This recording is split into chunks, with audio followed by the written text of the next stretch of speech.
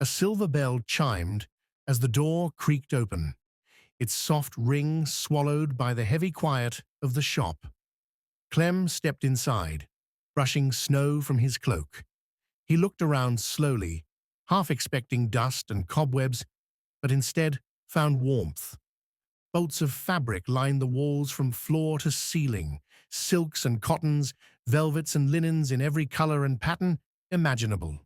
Buttons filled tiny drawers in a floor-length cabinet, labeled in looping script: bone, carved, glass, whimsy. A kettle steamed gently beside the register, its scent mingling with lavender, clove, and something sweeter, like old books and memory. Behind the counter stood someone. Something unlike anyone Clem had ever seen. She was tall, still as a mannequin, yet unmistakably alive. Her body was pieced together with deliberate care. Soft brown cloth stitched with visible seams, patches of floral and tartan and brocade fabric sewn into her face, her arms, her legs. Her robe shimmered subtly, the patterns shifting like waves in a dream. Grey and brown hair was tied up in a loose bun, pinned through with gleaming silver sewing needles. A chain glinted at her throat, something small and hidden, tucked just beneath the collar. Clem blinked. "Are you the seamstress?" The woman did not speak with her mouth, but her answer was clear, soft, kind, and echoing gently in his mind. "Awl, I am." He shifted, unsure whether to step forward or back. "What is this place? It doesn't feel like any tailor I've ever known." She tilted her head, and he felt the smile in her thoughts before he saw it in her button-thread mouth. "Awl. It is a place for mending, not just thread and cloth. Sometimes people bring me holes they do not realize are there." He looked down at himself, at the tear in his sleeve, yes, but also at the ache that had been in his chest for far too long. The feeling of being untethered, of never quite belonging. "You don't seem like someone who's ever fallen apart," he muttered, not quite sure why he said it. For a long time, she was quiet. Then gently, she gestured to the stool across the counter. "Awl. Sit, have some tea. I will show you that I am nothing but stitched things." Awl poured the tea, steam curling into the stillness. Clem cupped the fragile ceramic with both hands, letting the warmth seep into his fingers. "I guess I thought tailors were supposed to be livelier," he said, half joking. "You seem like you've been through a few winters more than me."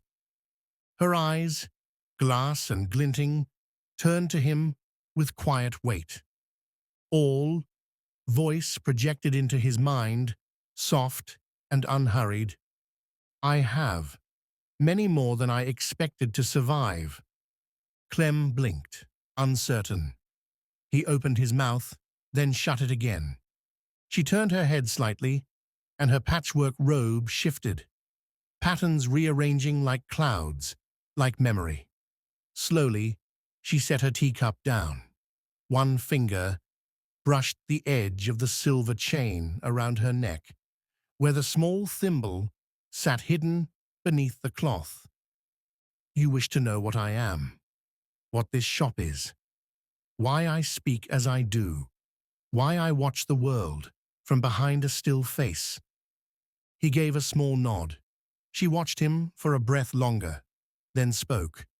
Not in haste, but in reverence, like someone turning the pages of a beloved, painful book.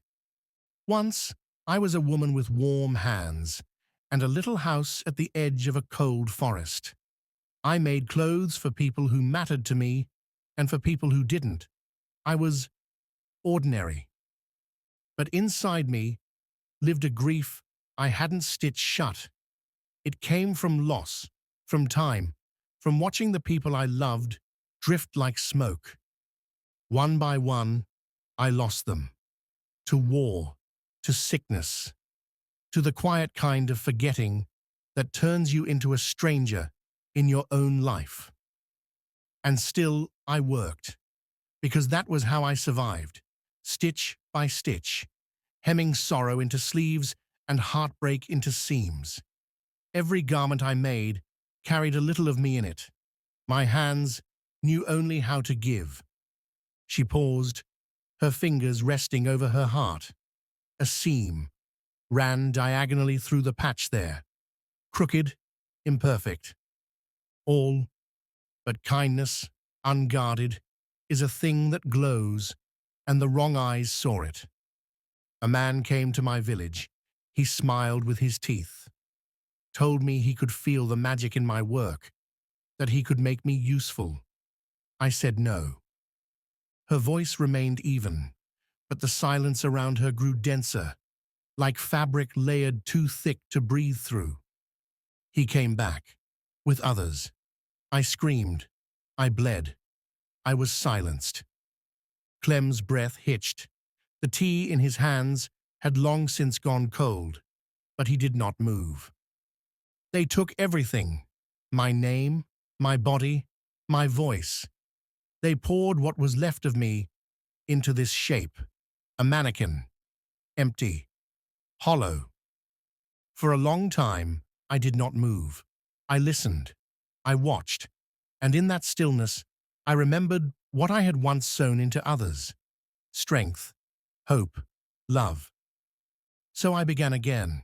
Patch by patch, I found scraps of memory, laughter in sunlight, the way my mother stitched by candlelight, the feel of soft wool on cold hands. I sewed them to my skin, claimed myself back, piece by piece. Tears slipped down Clem's cheek. All reached across the counter, her stitched hand resting gently over his. They tried to unmake me, but pain, when met with patience, becomes thread. I stitched my grief until it held me upright. I stitched my fear until it made me careful.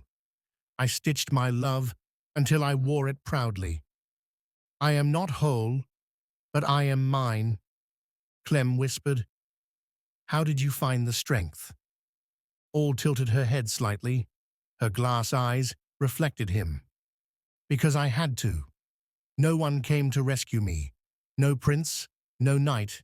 Just me, alone in the dark, learning how to thread a needle with shaking fingers. And I learned something. You can love the frayed pieces of yourself. You must, because sometimes the dark parts are what teach you where to shine. She leaned forward, voice growing softer still. You are not too much. You are not unlovable. You are not beyond repair. You are in the middle of being sown. Clem didn't speak at first. He stared down at the teacup in his hands, watching the faint swirl of leaves caught at the bottom. His shoulders were tense, like a bowstring drawn too long. But all waited. She was good at that. She knew some people only bloomed in silence. When he finally looked up, his voice was hoarse. I didn't think anyone would ever say that to me, said Clem. All said nothing, only offered the faintest nod, a gesture of understanding, not pity. I left my home 6 months ago, not because I had a quest, not because I wanted to see the world. A pause. He swallowed.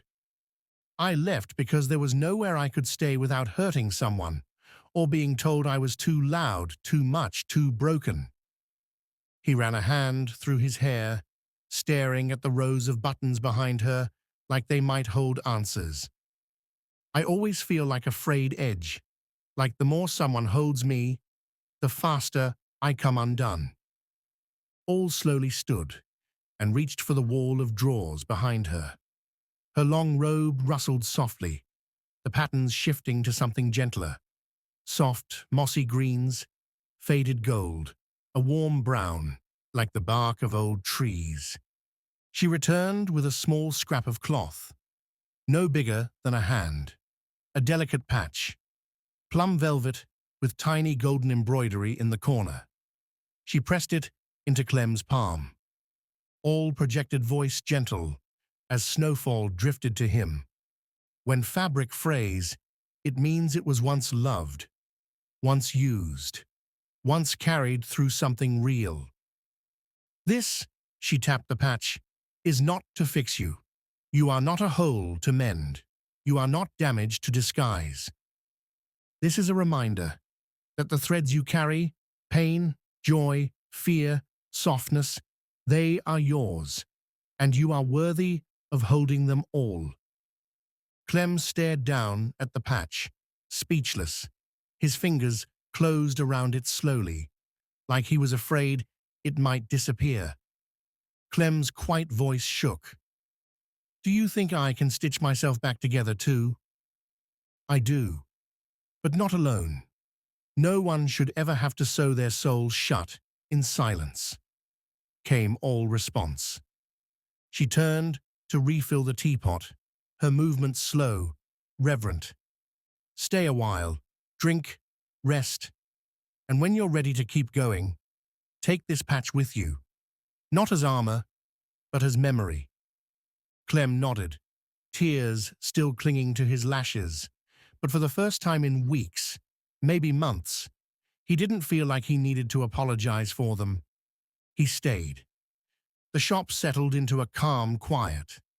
The only sounds, the soft clink of ceramic as Awl poured tea, the faint rustle of fabric shifting in the gentle breeze from the open window. Clem sat back, the patch warm in his palm, a small comfort against the ache he carried, but no longer a weight to bear alone. Awl finally broke the silence, her voice a soft thread, woven through the stillness. Every traveler who walks through these doors carries a story, frayed edges and all.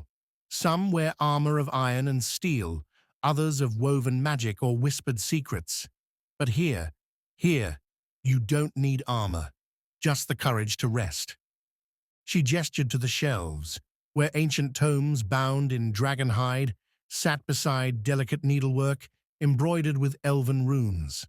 A set of shimmering dice gleamed quietly on a carved wooden table, catching stray sunlight. In time, the threads you stitch together will weave a tapestry brighter than any enchanted cloak or spell. The darkest patches, they catch the light, make the whole piece beautiful. Clem smiled faintly, feeling for the first time like maybe he could be part of something softer, something more whole. I don't know where the road leads next, he said, but I know I'll carry this with me. Awl nodded, the pattern on her robe shifting into delicate stitches of gold and silver, like a promise. Then your journey begins anew. And remember, even in the loneliest night, the stars are stitching light into the sky. The warm scent of tea filled the room as Clem took a slow sip, the taste grounding him, steadying him. And outside, through the window, the world waited, full of shadows and light, waiting to be woven into the next story.